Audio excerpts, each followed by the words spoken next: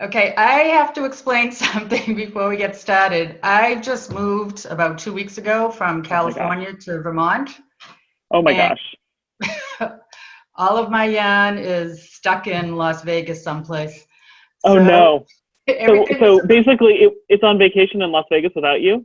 yes, Hopefully it's all my making lots of furniture, money. Oh my gosh. all my yarn, everything. It was supposed to be here on the 16th and Oh my gosh. September, and it's not. So I'm basically in an empty house without any of my supplies. Oh my gosh. That So, well, as we've been saying all weekend, that's very on brand for 2020. But I'm yeah. really sorry because that's very It's, stressful. yeah. So Well, anyway, I can talk a little bit about what I do, and I yeah, have some slides I can show, but I have great. So what nothing I'm gonna do around. before we start talking, I'm gonna make you into the co-host because that's what you need in order to screen share. Okay. Um, yep, so I've done that. So that'll allow you to screen share when you're ready. But why don't you tell us a little bit about yourself? Like, how did you get started? Why do you do natural dyes? I was doing felting for a while, and I think I saw a video on YouTube of someone they were dyeing with avocado skins and pits. And I thought, oh, that looks interesting. And then just sort of went down the rabbit hole. And I've only dyed with natural dyes. I love the whole process. I love going out and gathering the dye stuff. I like growing some of it. And I enjoy the whole process. So, Do you have a favorite natural dye? oh God, I don't know. I like I like eucalyptus. However, I'm not going to be able to get that now because I'm in Vermont and eucalyptus No, trees don't grow here. you're gonna need all your friends to just start sending you like boxes of eucalyptus Yes. trees and bark and yeah, it's gonna be the So, all the strange requests that we natural dyers have of our friends, like, hey, yeah, deadhead all of your flowers and dry them and send them to me. I want them. Yeah. yeah. One of the attendees says the next thing you know, you need a chest freezer, and that's how it goes sometimes when you're a natural dyer. Is that it's just all of a sudden you're like you've got these weird collections of things like avocado pits and skins in the freezer, and Right, onion right. skins, and yeah, yeah, for Yeah. sure. So, yeah, but I'll have some new favorites out here. There's a lot of goldenrod out here and a lot of horsetail. So I Yeah, think I'll be starting to use more of that. I also, I purchased some of the dye stuff like cochineal and madder root, although I plan on growing my own, but I just haven't started doing that yet. yeah, But I have the space now, so I'll that's do that. exciting. So, and how do you pick the yarns that you use? I prefer to use a more like minimally processed yarns.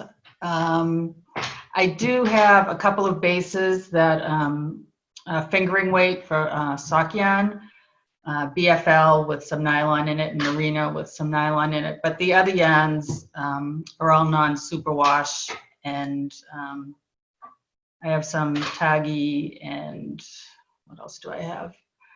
Merino, taggy.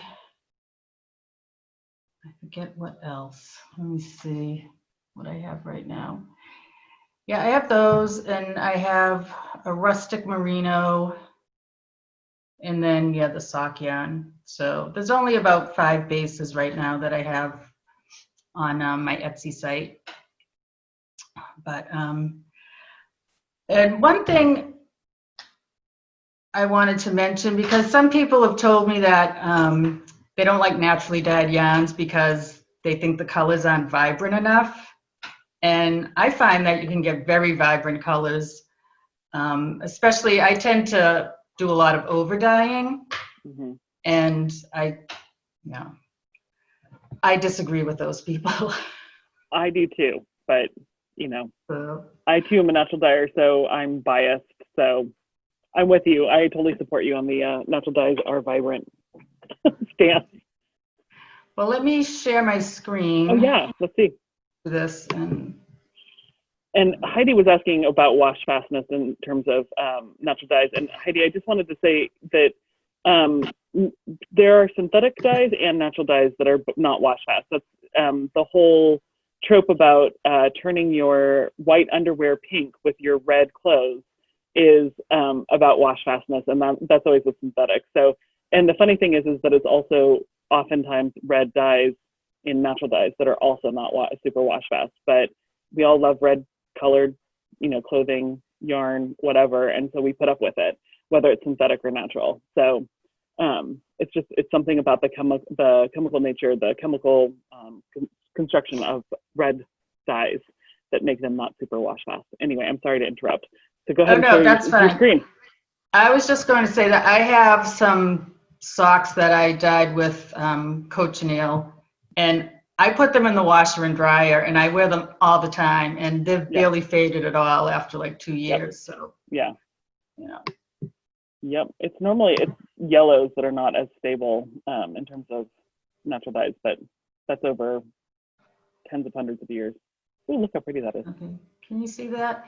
So this was dyed with madder root, and I used a couple of different modifiers to get the color range. And one thing I'm sorry, go ahead. Explain what you mean by modifiers, just because not everybody understands what that necessarily means. Okay, so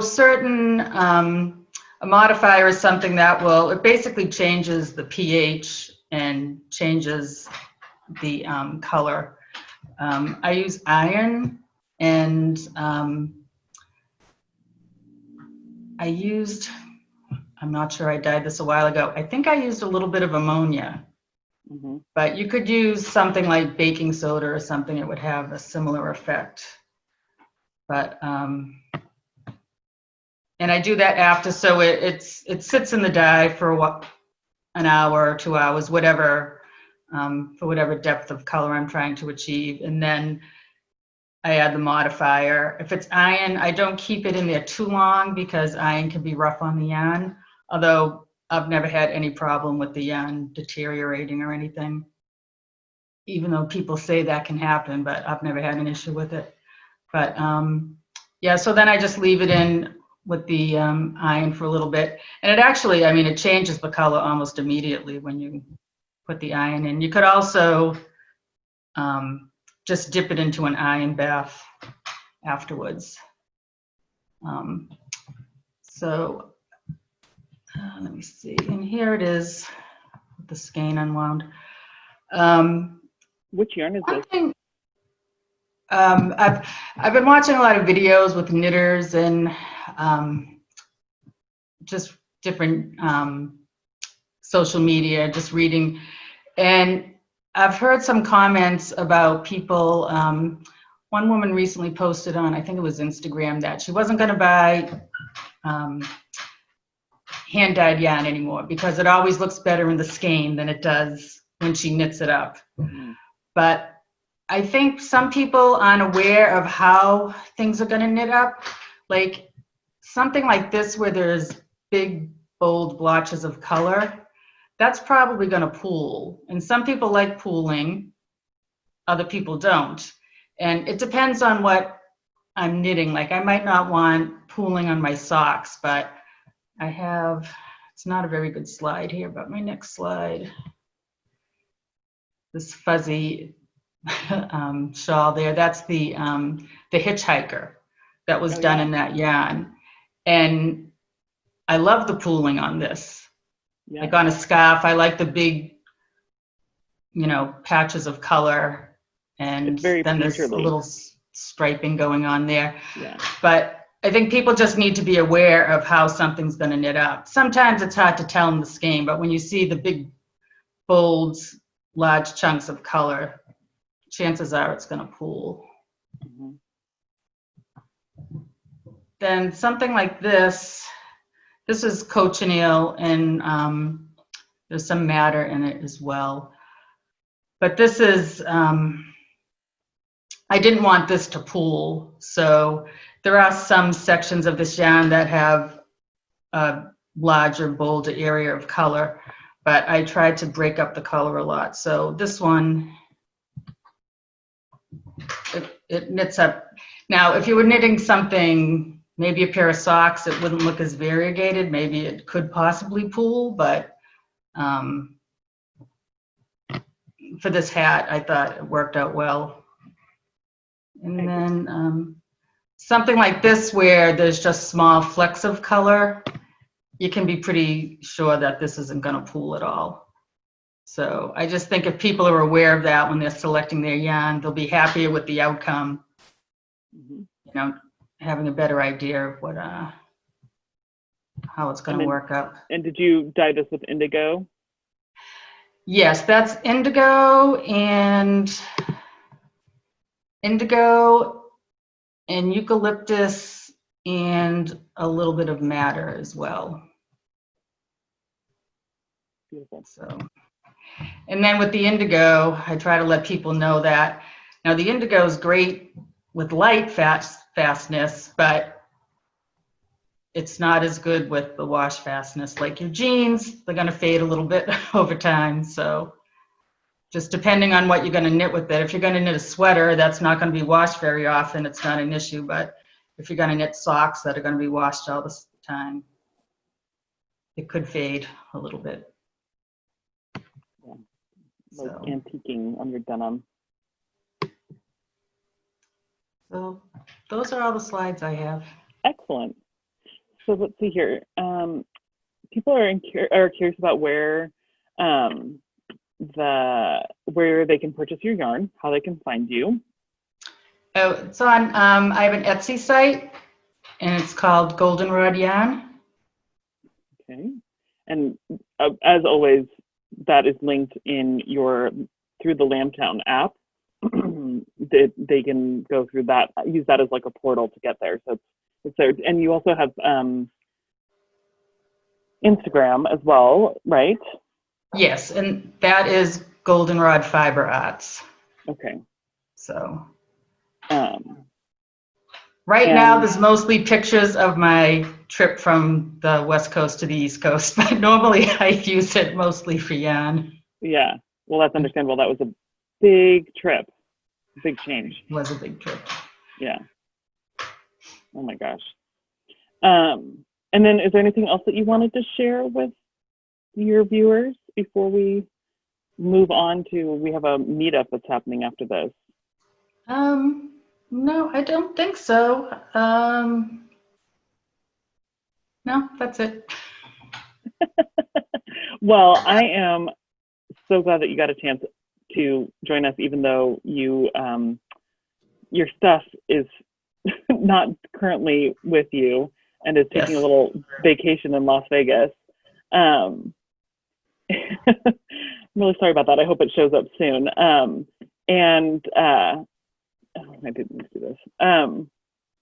Yeah, so actually, if anybody does want to place an order, usually I have it set for 1 to 3 days for shipping, but I've switched it to a week to 2 weeks for shipping because I'm hoping that in another week it will be here, and then if there are any orders, I can ship them out. Yeah, no kidding. I'm going to cross my fingers for that because it's a real bummer to be in your house without any of your stuff. That's no fun. Yes. Diane, I'm going to have you stop sharing your screen. Okay. And I just want to, let's see here, make sure that I'm looking at the chat. Let's see. Let's see here. Great people, great looking hitchhikers, and people, they're saying that they're excited to see which natural dyes you work with in the future, and good luck with getting your yarn in future. Good furniture, excuse me, and beautiful colors. Yep. So yeah. So again, thank you so much for joining us. I really appreciate it. And Kira's saying, really love the yarns. I hope it arrives soon. And welcome to Vermont, my home state. Oh, thank you. Yeah. Yes. So thank you so much, Diane. I'm really glad that you could join us all the way from Vermont. I hope you have a lovely evening and a good weekend. Thank you, you too. Thank you. Take care.